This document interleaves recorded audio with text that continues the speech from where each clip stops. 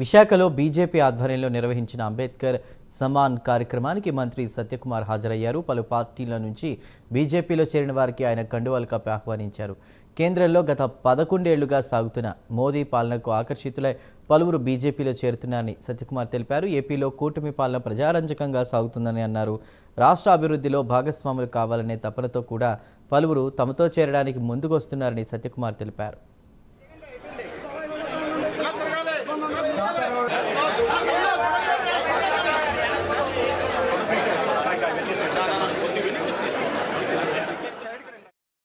వ్యాప్తంగా భారతీయ జనతా పార్టీ సిద్ధాంతం పట్ల విశ్వాసంతో నరేంద్ర మోడీ గారి అద్భుత పాలన పట్ల నమ్మకంతో ప్రజలు ఇవాళ చాలామంది చేరుతున్నారు. అనేక రాజకీయ పార్టీలకు సంబంధించిన వాళ్ళు కూడా ఎక్కడిపోయినా చేరికలు జరుగుతూ ఉన్నాయి.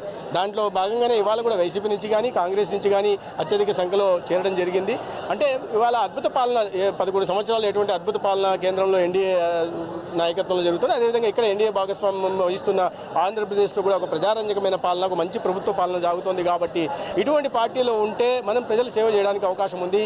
ఈ అభివృద్ధిలో మనం కూడా భాగస్వాములు అయ్యే అవకాశం ఉందని చెప్పి అన్ని రాజకీయ పార్టీలు, ఇతర సిద్ధాంతాలను నమ్మే వాళ్ళు కూడా ఇవాళ బీజేపీ వైపు చూస్తున్నారు. దాంట్లో